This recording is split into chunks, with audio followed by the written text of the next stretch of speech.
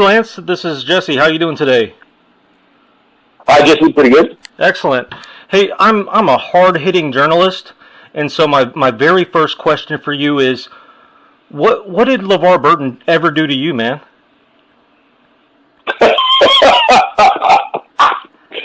Oh, I actually admire him a great deal.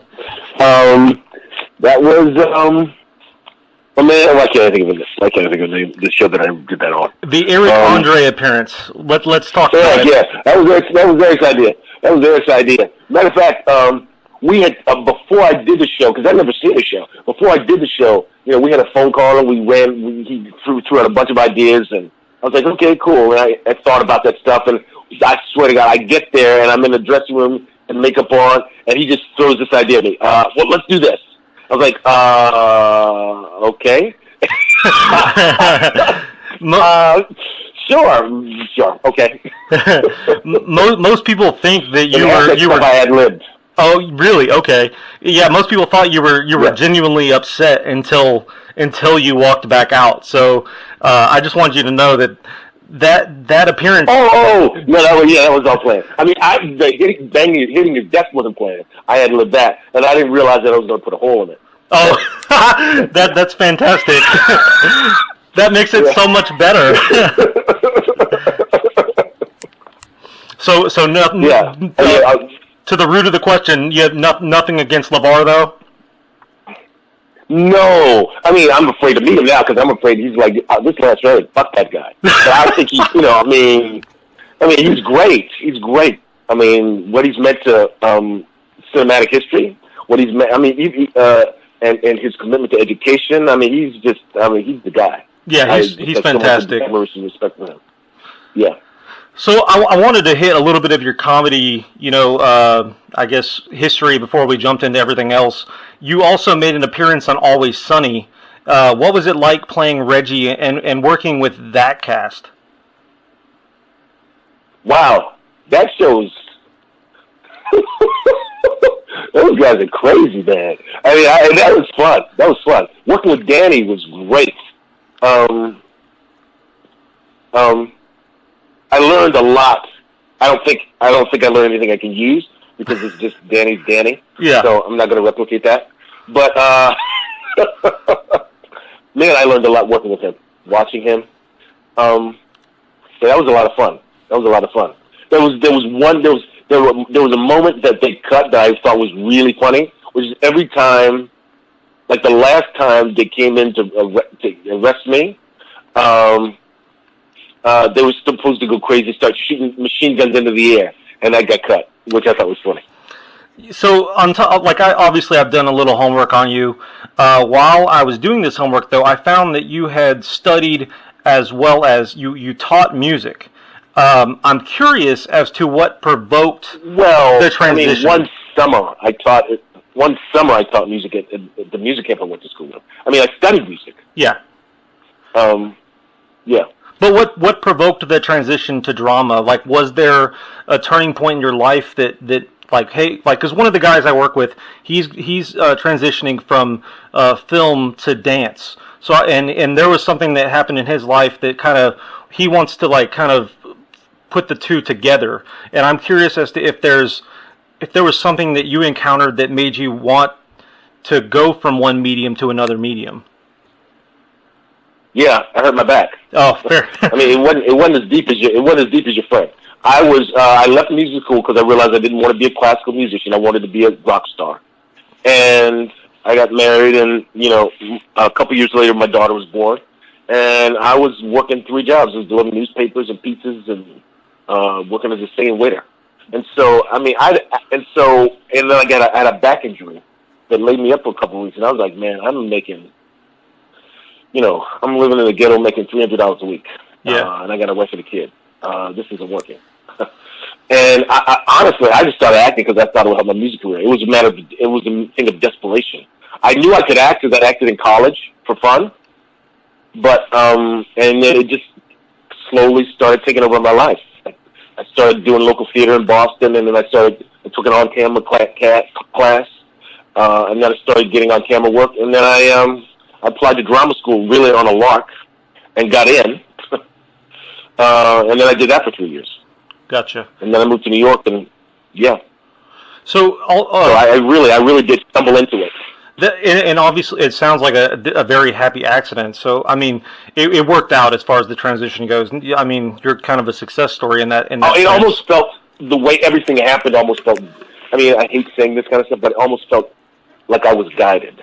Gotcha. Like it was divine. I mean, even getting into Yale. I mean, I didn't know about Yale. You know, the only reason I applied to Yale was because I was talking to somebody bullshitting. And I said, well, the only place I even consider is going to go Yale. And the only reason I said that shit was because of Meryl Streep. I didn't know anything else about Yale but Meryl Streep. And I said I couldn't get in there anyway because I don't have a bachelor's degree. He said, well, I have my master's in painting from Yale, and I don't have a bachelor's degree. So it just made me start thinking, and like a fool, I just call them up and ask them. And I say, yeah, apply. You can go as a certificate student. And then if you ever get it's the same program. And if you ever get your bachelor's, just send us proof and we'll convert it to a master's. So I applied to drama school and got in. That's amazing. So, the rest, as they say, is history. Yeah, it's crazy. Yeah, I was 29. I was almost 30 years old. I mean, I was one of the oldest people in school my first year. So jumping from school, I wanna dive into comic books a little bit. I know I've read you're a big Batman fan.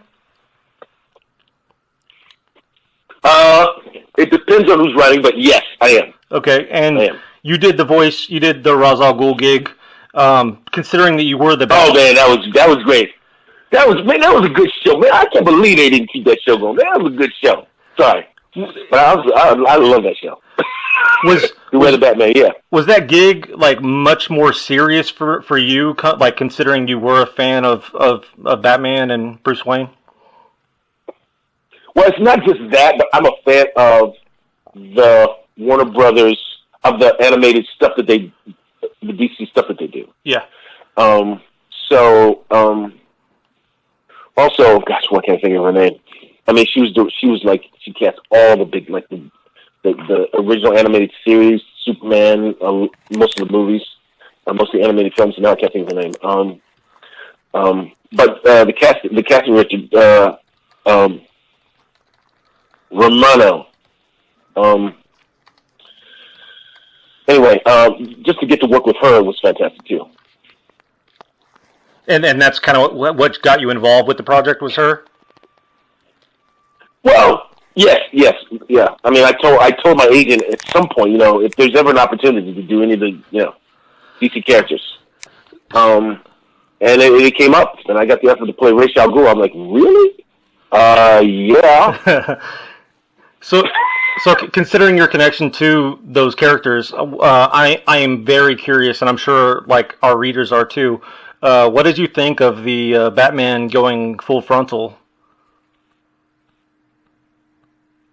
I missed that. What? Oh yeah. So when did that happen? Just recently, a couple weeks ago, there was a Batman comic that they were kind of launching their DC Mature, and one of their books has him getting out of the shower, and the rest is history. Wow. Wow, that is history. You can't take that back. Now, I missed that one. Okay. I guess I will find out when I read it. Excellent. Okay. Well, sorry, I don't have a comment on that. No problem. You have about 1 minute left. Oh, great. Okay. Since we can't comment on the Batman, let's do. Most of our readers, and most importantly, my girlfriend, are huge fans of Papa Legba. Is that character as much fun to play as it appears to seem? It was a lot of fun. This time, not quite as much fun, only because it came up the last minute last time too. But because I was literally in the middle of shooting Bosch, so we literally had to squeeze it in between my days on Bosch to do it. And it even though it was only one scene, it was a big scene, and I had to relearn the accent again. Gotcha. So it was a lot of pressure just to kind of hit it. Whereas when I did it before, it was multiple episodes, and also I was working with Kathy Bates, who's one of my idols. And don't get me wrong, I'm a huge fan of Sarah Paulson too. I mean, wow, she's great. But like Kathy Bates is like one of those actors that made me want to be an actor. Gotcha. You know what I mean? Gotcha. Yeah. Let's finish up with Monster Party.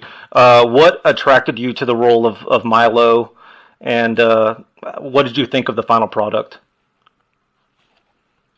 First of all, I love the script. The role was so dynamic and something I never get to play. And I thought the film was great. I mean, when I watched it, I was like, wow. I think, because the beginning of it was honestly, it was a little disorganized. So I was like, I'm not sure how this is going to happen. Oh, man, work out, you know. It also was Chris's first kind of big movie. Yeah. And I was like, damn, man, he shot the hell out of that. This looks great.